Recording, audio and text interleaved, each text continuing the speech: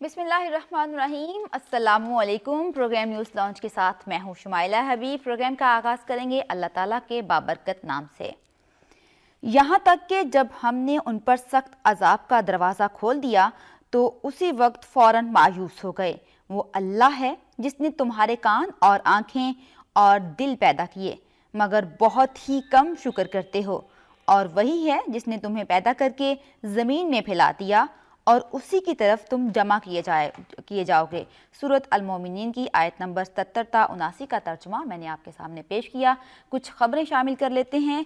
गैर मुल्की funding case, सियासत पर लानत तासुब के लिए आप ही काफ़ी हैं। Chief election commissioner Imran Khan ने गैर मशरूत माफ़ी मांग ली और वज़ीर आज़म ने गलत बयानी नहीं की तो इस्तिस्ना क्यों मांग रहे हैं। कल कहा गया पानामा लीक्स की समाअत के दौरान सुप्रीम कोर्ट की जानिब से, और भारत ने सर्जिकल स्ट्राइक की तो ऐसा जवाब देंगे कि जाली का ख्वाब भी नहीं देख सकेंगे। वज़ीर दिफा ख्वाजा आसिफ की जानिब से ये कहा गया, भारत को वाज़ेह पैगाम दिया गया। कुछ मज़ीद अहम खबरों पर बात करेंगे। अब्सार अब्दुल अली साहब हमारे साथ मौजूद हैं। अस्सलाम वालेकुम सर, कैसे हैं आप? ठीक हूँ मैं, खुदा का शुक्र है। सर, सबसे पहले तो हम बात कर लेते हैं कल जो पानामा के हवाले से समाअत हुई और उसमें सुप्रीम कोर्ट की जानिब से कहा गया कि वज़ीर आज़म ने गलत बयानी नहीं की तो इस्तिस्ना क्यों मांग रहे हैं। आप क्या समझते हैं कि ये केस किस जानिब जा रहा है? वैसे इस्तिस्ना उन्होंने मांगा नहीं है, न दरख्वास्त दी है। एक ज़ाब्ते की तरफ निशानदही उनके वकील ने की थी और ये कहा था कि जो असम्बली में जो बयानात होते हैं मेंबरान के, उसे कोर्ट में डिस्कस नहीं किया जा सकता है, उस पर नहीं कार्रवाई हो सकती जी। ये हवाला है, ना उन्होंने दरख्वास्त दी है और ना उन्हें देना चाहिए और ना कोर्ट को मंजूर करना चाहिए इस दरख्वास्त को। ठीक है ना। तो ये सीधी सी बात है, ये क्लियर बात अखबारों में भी आना चाहिए जी कि ज़ाब्ता क्या है, और ज़ाब्ते के तहत डिस्कस नहीं हो सकती। उनके वकील ने और ख़ुद उनके कहने पर, यानी एक जज के कहने पर कि आप जो इस्तिस्ना की बात है वो आप करेंगे। तो अब इसमें वज़ीर आज़म की हैसियत से इस्तिस्ना की बात नहीं है। ठीक। मेंबर पार्लियामेंट जितने भी हैं उन सबको ये इस्तिस्ना हासिल है कॉन्स्टिट्यूशन के मुताबिक। लेकिन वज़ीर आज़म ने जो तकरीर सेनेट में की उसके हवाले से कहा जाता है कि वो सियासी बयानात थे, सियासी तकरीर थी, और उसमें तो ये भी कहा गया था कि तमाम सबूत दिए जाएंगे अदालत में। तो आप क्या समझते हैं कि उस हवाले से एक अदालत की जो कार्रवाई चल रही है वो एक अलग, वहाँ पे पाकिस्तान मुस्लिम लीग नून की जानिब से अलग मौक़िफ़ इख्तियार किया जा रहा है और सेनेट में अलग? वो देखिए, वो उनके साबिक़ वकील का ये बहुत गलत स्टेटमेंट था कि वो सियासी है। ठीक है। यानी वो ये कहना चाहते हैं कि सियासी बयान जो थे वो झूठे होते हैं, तो ये बहुत गलत है, उसको कंडेम करना चाहिए, ऐसा बयान नहीं देना चाहिए। सही। लेकिन ये अब जो वो यानी प्राइम मिनिस्टर की तरफ से उनके वकील ने कोई दरख्वास्त नहीं दी है कि प्राइम मिनिस्टर को इस्तिस्ना दिया जाए। सही। लिहाजा इस बात को इस तरह उछालना या कहना गलत है। ठीक। अगर वो कहें, दरख्वास्त दें कि इस्तिस्ना हासिल है, तो फिर इसको कहा जा सकता है कि ये गलत है या सही है। चलें, अब तो कार्रवाई चलेगी। ठीक है। रोजाना की बुनियाद पर इस केस की समाअत हो रही है। कल चीफ इलेक्शन कमिश्नर की जानिब से भी काफ़ी बरहमी का इजहार किया गया और उन्होंने इमरान खान की जानिब से वहाँ पर माफ़ी भी मांगी गई। ये भी वाज़ेह किया गया कि हम सियासत पर लानत भेजते हैं, सियासत ना की जाए। आप क्या समझते हैं उनके बयान के बारे में, क्या राय है आपकी? देखिए, अखबार में तो ये है कि उन्होंने माफ़ी मांगी जी, अनकंडीशनल जी, लेकिन मैंने ठिकर भी देखे कि चल रहा है कि उन्होंने कोई माफ़ी नहीं मांगी इमरान खान ने। और नईमुल हक साहब का बयान है, जो उनके बड़े एक रिस्पॉन्सिबल और उनके तर्जुमान भी हैं कि माफ़ी खारिज अज इम्कान है। ठीक। यानी उसके मांगी नहीं बल्कि उसके इम्कान को भी रद्द कर दिया है। सही। तो अब इसमें सही क्या है? ये एक अजीब सा रवैया है कि अगर माफ़ी मांग ली है लिख कर, तो अवाम को ये बता रहे कि हमने नहीं मांगी।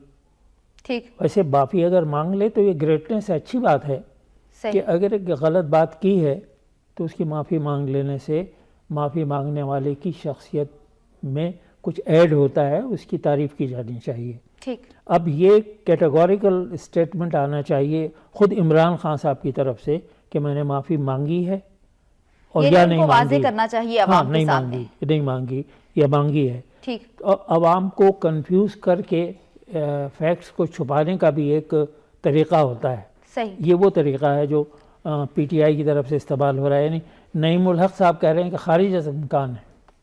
نہ صرف یہ کہ مانگی نہیں بلکہ اس کا امکان بھی کوئی نہیں. امکان بھی کوئی نہیں. تو یہ تو دو سٹیٹمنٹس آ گئی نا پاکستان تحریک انصاف کی جانب سے. سر وزیر دفاع خواجہ آصف کی جانب سے کل بڑا واضح پیغام دیا کہ بھارت نے ایک جانب تو جھوٹی سرجیکل اسٹرائک کی بات کی اور انہوں نے یہ کہا کہ ہم نے یہ ابھی جعلی یہ خواب بھی دیکھا. پہلے بھی سرجیکل اسٹرائک کا دعویٰ کیا تھا جو کہ جھوٹا تھا بالکل, اور انہی کے اداروں نے اس بات کو واضح بھی کیا تھا کہ کہاں سرجیکل اسٹرائک ہوئی.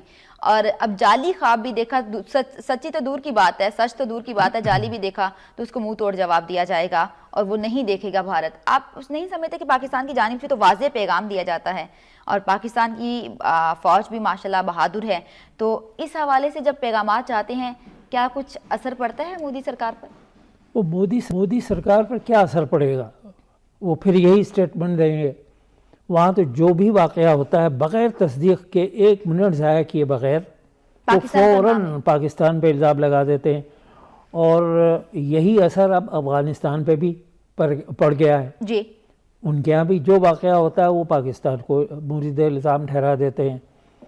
تو اب افغانستان کی دوستی کا ایک یہ رنگ ہندوستان کے ساتھ جو ان کی دوستی بڑھ رہی ہے اس کا ایک رنگ یہ ہے جو بڑا غلط ہے, بہت ہی نگیٹو ہے. افغانستان کو سوچنا چاہیے کہ ہندوستان سے اس کا بارڈر نہیں ملتا, جی بارڈر ہم سے ملتا ہے. جی تو جس کا بارڈر ملتا ہے اس سے دل ملا کر رکھنا چاہیے.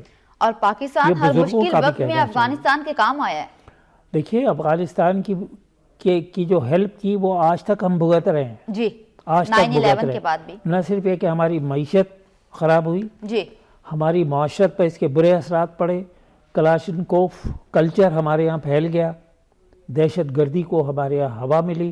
تو یہ تمام باتیں جو ہے یہ وہ ہوا کہ مفت ہوئے بدنام سنوریا تیرے لیے. اب یہ وہ بات ہے کہ افغانستان کے لیے تو ہم نے اتنا کام کیا اور ساری دنیا میں ہم بدنام ہیں کہ ہم دہشت گردی کو فروغ دے رہے ہیں. ہم تو خود دہشت گردی کا شکار ہیں. Army chief general Qamar Javed Bajwa کی جانب سے بھی افغان صدر کو فون کیا گیا تھا اور یہ اس بات پہ زور دیا گیا تھا کہ بارڈر مینجمنٹ کو بہتر کیا جائے, وہاں پر سیکیورٹی سخت کر دی جائے. تو یہ دونوں ممالک کے لیے بہتر ہوگا. اب اس پر تو جب وہاں ایک وہ چوکی بن رہی تھی تو انہوں نے اس پر بھی احتجاج کیا تھا. دیکھیے دونوں کے حق میں ہے. جی دوست ممالک ہوں یا دشمن ممالک ہوں, بارڈر پر چیک بہت ضروری ہے. بالکل, چونکہ اچھے لوگوں کے دھوکے میں برے لوگ بھی آ جاتے ہیں. دوسری بات یہ ہے کہ بلیم گیم, باجوہ صاحب نے یہ بھی کہا, جنرل باجوہ نے, کہ آپ بلیم گیم کھیل کر ہم مدد نہیں کر سکتے ایک دوسرے کی. بالکل, ایک دوسرا ہمارا دشمن جو ہے وہ کامن ہے اور وہ دشمن ہے دہشت گرد. جی تو اس کے خلاف جو بھی کارروائی ہو ہمیں مل کر کرنی چاہیے, بلکہ جو انٹیلیجنس شیئرنگ اور زیادہ بڑھا دینی چاہیے. ہمیں دونوں کو مل کر اس کے خلاف کام کرنا چاہیے. اصل بات یہ ہے کہ جب اشرف غنی صاحب آئے تھے اور وہ یہاں پاکستان بھی انہوں نے وزٹ کیا, اس وقت جو ان کے جو ایکشنز تھے وہ صحیح تھے اور وہی ہونا چاہیے. وہ پاکستان کے ساتھ ایک بہتر پڑوسی اور ایک بہتر دوست اور بھائی کے رشتے کو بحال کرنا چاہتے تھے. لیکن پھر وہ ہندوستان کا تلس وہاں چل گیا. اب ہندوستان نے وہاں تقریباً 2 ارب سے زیادہ کی انویسٹمنٹ بھی کی ہوئی ہے جی وہاں کے, تو وہ کچھ اس کو نمک حلالی کے طور پر بھی چاہتا ہے کہ افغانستان ان کے فیور میں بولے. تو اب محسوس ایسا ہوتا ہے کہ آج کل وہ صحبت میں ہیں افغانستان انڈیا کی, اور کہتے نہیں کہ امان از نون بائی ہز کمپنی. لیکن ایسا تو پاسبل نہیں ہے نا کہ ایک ملک کے ساتھ تعلقات کو بہتر کرنے کے لیے دوسرے ملک کے ساتھ تعلقات خراب کر دیے جائیں. یہ تو ان کو سمجھنا چاہیے, افغانستان کو یہ بات سمجھنا چاہیے کہ اگر ماضی کو ہم فراموش کر کے نئے سرے سے یہ سوچیں کہ جب سرحدیں ملتی ہیں تو ہم دشمنی افورڈ نہیں کر سکتے اور پڑوسی کو بدلا بھی نہیں جا سکتا. جی ٹھیک ہے نا. تو ان حالات میں دوستی ہی واحد آپشن ہے افغانستان اور پاکستان دونوں کے لیے, اور دونوں کو اس پر کام کرنا چاہیے. اور تیسرا آدمی یا تیسرا ملک اگر انہیں ورغلائے تو اس پر دھیان نہیں دینا چاہیے، دانش مندی ہے۔ پاکستان خود دہشت گردی کا شکار جی ہے بالکل، اور اس کے تعاون کرنا چاہیے افغانستان کو کہ دہشت گردی کا خاتمہ کیسے ممکن ہو۔ دونوں ملکوں کو ایک پلیٹ فارم پر اکٹھا ہونا چاہیے تاکہ دہشت گردی کا خاتمہ کیا جا سکے، کیونکہ دہشت گرد مشترکہ دشمن ہیں۔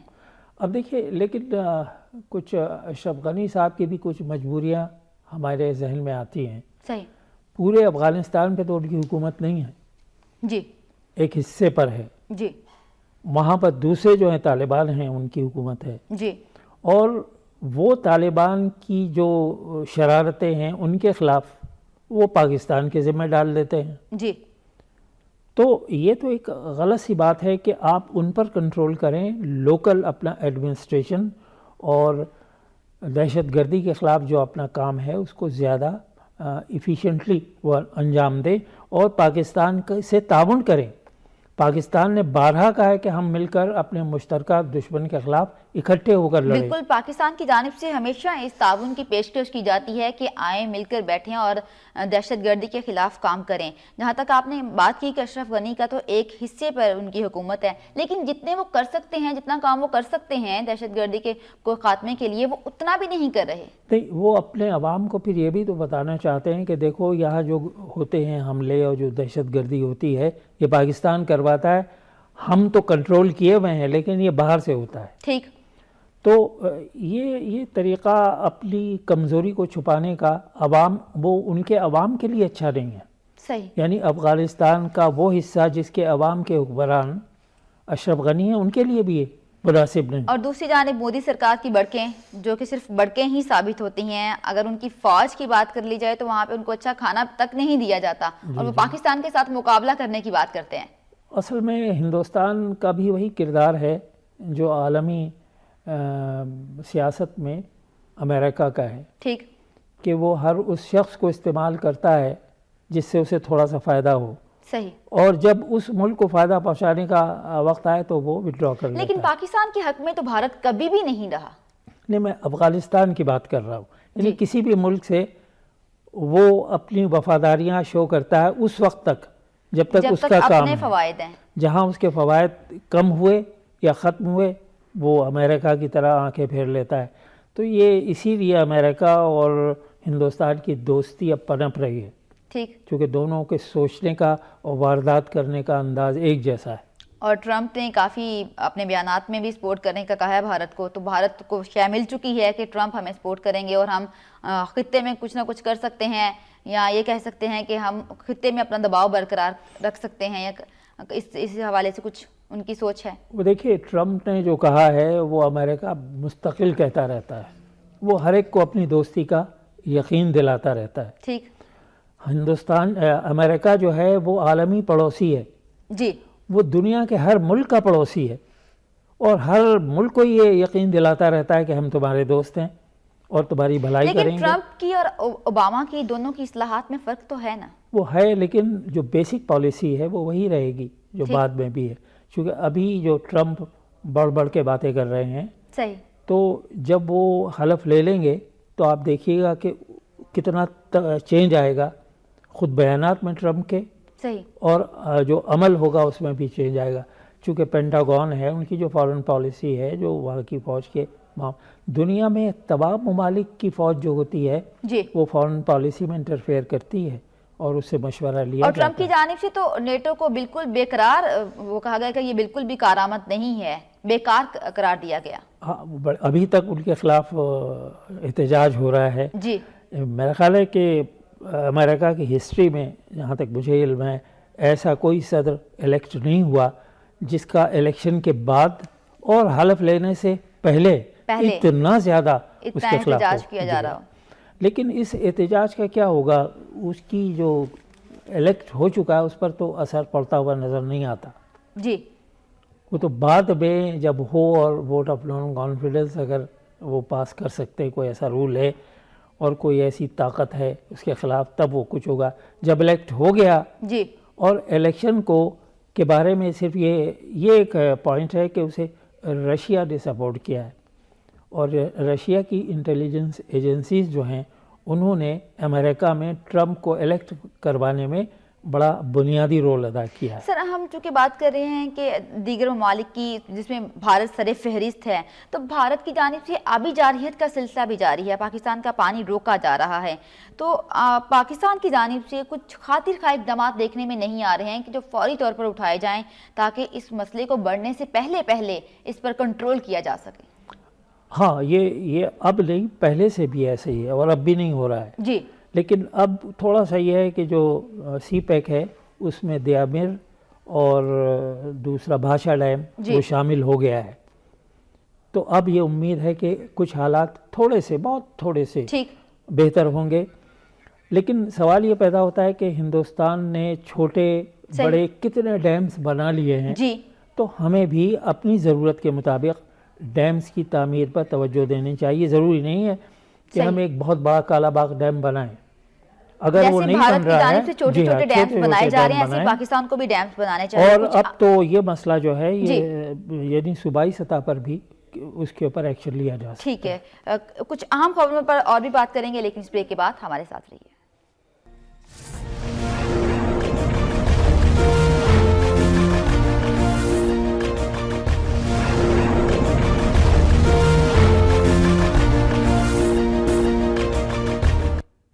ब्रेक के बाद आपको खुशामदीद कहेंगे और कुछ मुल्की सियासत के बारे में बात कर लेते हैं। पीपल्स पार्टी की जानिब से भी काफ़ी खबरें सामने आ रही हैं और ये भी कहा जा रहा है कि टफ टाइम दिया जाएगा।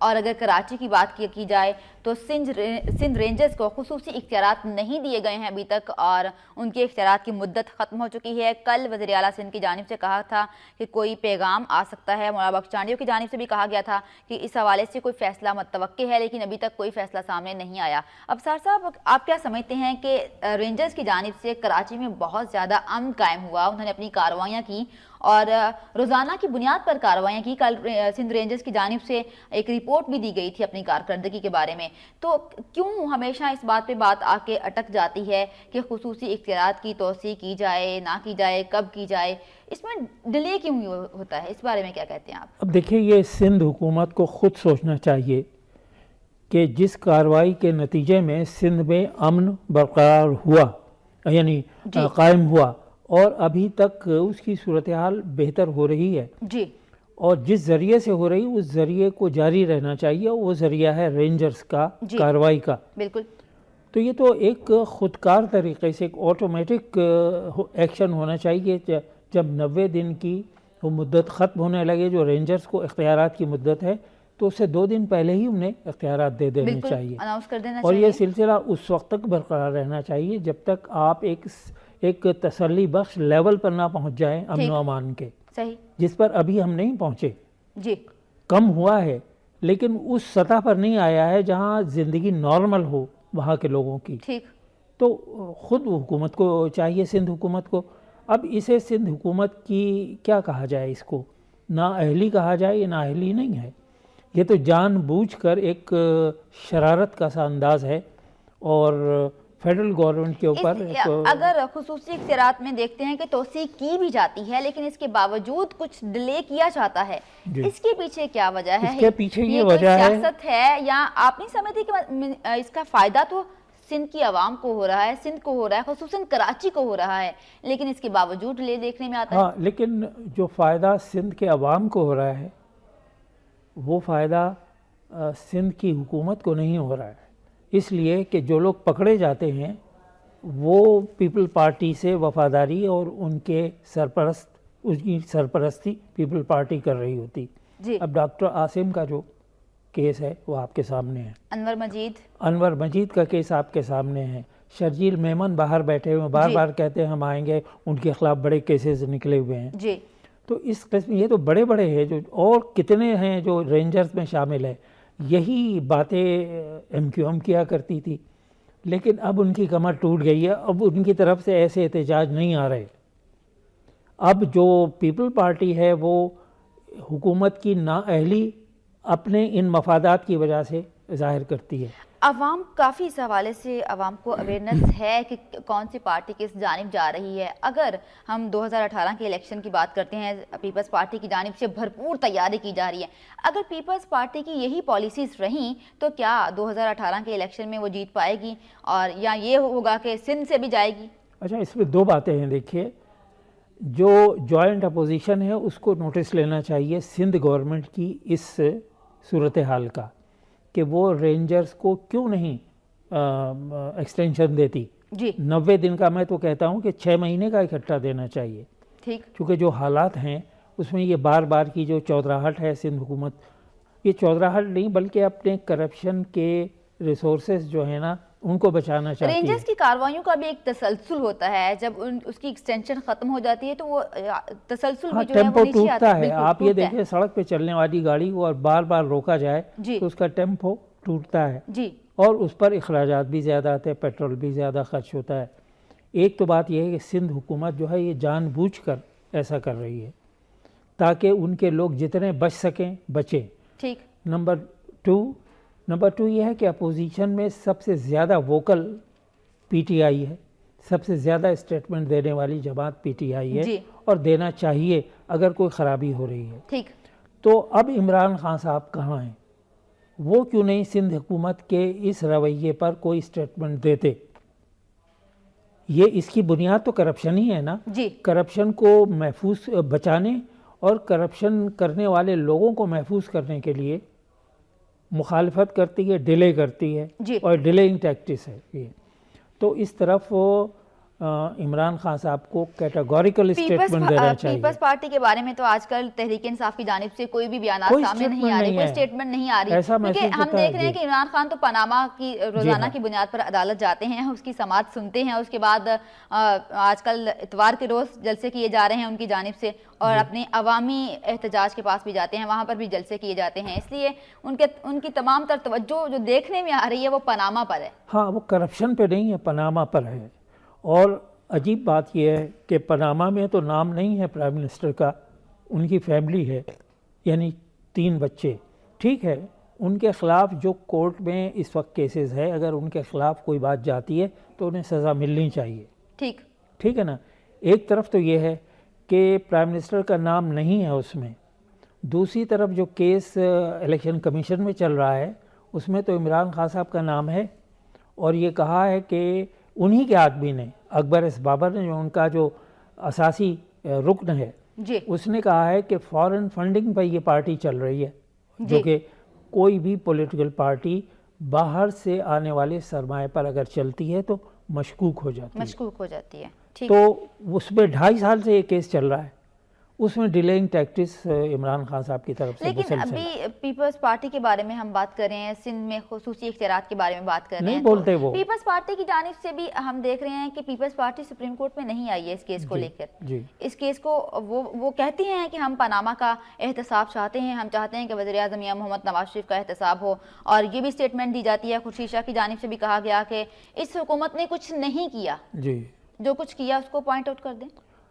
اصل ایسا سویپنگ اسٹیٹمنٹ دینا نہیں چاہیے، یہ عوام کو کنفیوز کرتا ہے، ڈی مورلائز کرتا ہے، ان کے حوصلوں کو پست کرتا ہے اور حکومت کے خلاف انتشار پیدا کرتا ہے. یہ دشمن کا ایجنڈا ہوتا ہے. اس قسم کا عمومی بیان نہیں دینا چاہیے، یہ بتانا چاہیے کیا نہیں کر رہی، جو نہیں کر رہی ہے اس کے اوپر واقعی سٹینڈ لینا چاہیے اور سختی سے دباؤ ڈالنا چاہیے حکومت پر کہ اگر اس کا راستہ غلط ہے تو اسے سیدھا کرے، اگر اس کے کوئی عمل عوام کے مفاد کے خلاف جاتا ہے تو اس کی اصلاح کر لے. ایک یہ بیان دینا کہ حکومت نے کچھ نہیں کیا، تو یہ تو میں سمجھتا ہوں کہ خورشید شاہ صاحب جیسے سمجھدار اور اچھے یعنی متوازن نیچر کے آدمی ہیں، وہ ان کی تعریف کرنی چاہیے. لیکن ایسے اسٹیٹمنٹ دینے سے ان کی سنسیئرٹی اور عوامی مفاد کے خلاف ان کی سوچ کا اندازہ ہوتا ہے. ایسا نہیں کرنا چاہیے. یہ بتائے کہ کون سا کام جو ہے وہ غلط کیا ہے اسے صحیح کرے. قومی اسمبلی میں ایشوز کو اٹھانا چاہیے، وہاں پر بات کرنی چاہیے اپوزیشن کے بارے. یہ دیکھیے کہ یہ اسٹیٹمنٹ ان کا صحیح ہے کہ یہ جو کیس ہے کرپشن کا، جو آف شور کمپنیز بنی، یہ اصل میں یہ پاناما کا لفظ اس میں ہونا ہی نہیں چاہیے.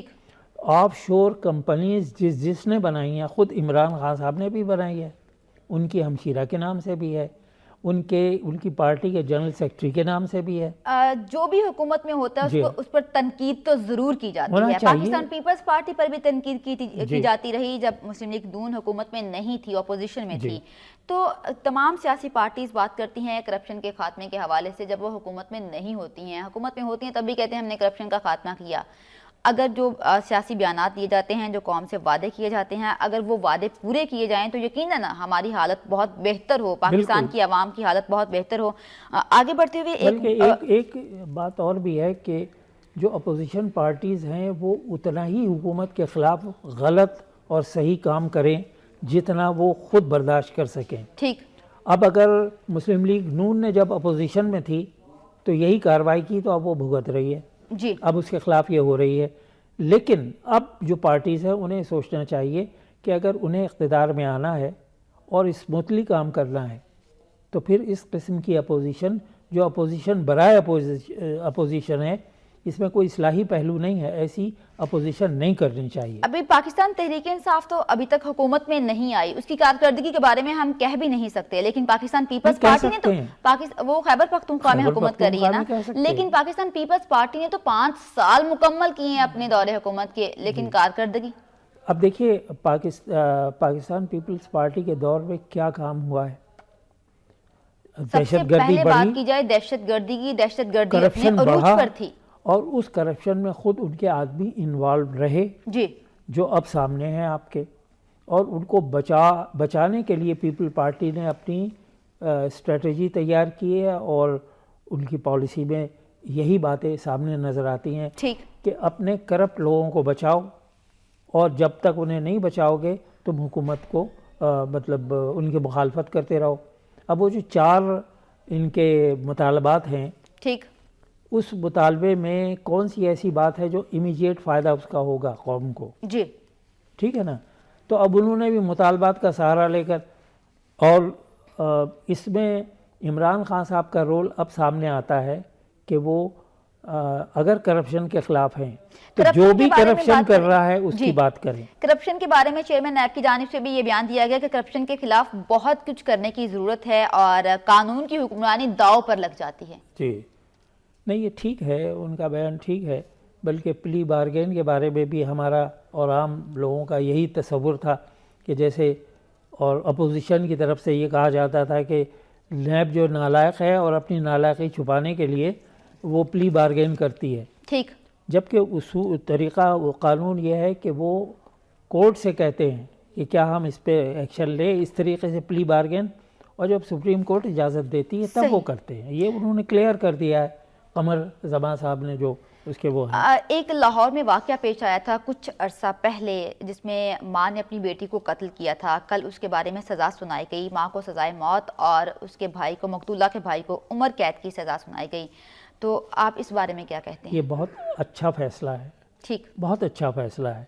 ماں جو علامت ہے محبت کی, خاص طور سے بیٹیوں سے محبت کی, جی, اس نے اتنا ظالمانہ عمل کیا. اس فیصلے سے ہمارے معاشرے پر کیا اثر پڑے گا؟ اثر پڑے گا, لوگوں کو یہ پھر ہوش آئے گا کہ اس قسم کے واقعات, اگر فرض کیجئے کہ وہ اپنی مرضی سے شادی کرنا چاہتے تھے, جی, یعنی وہ اس کی بیٹی ہو تو اسے سمجھایا جا سکتا تھا, منع کیا جا سکتا تھا, یا انکوائری کر کے دیکھا جا سکتا تھا کہ اگر یہ شادی کر دی جائے تو کوئی اس میں حرج نہیں ہے. جی, لیکن موت تک پہنچ جانا اپنی بیٹی کے, یہ اتنا بڑا اور اتنا ظالمانہ یہ عمل تھا کہ کوئی آپشن تھا ہی نہیں سوائے سزائے موت کے.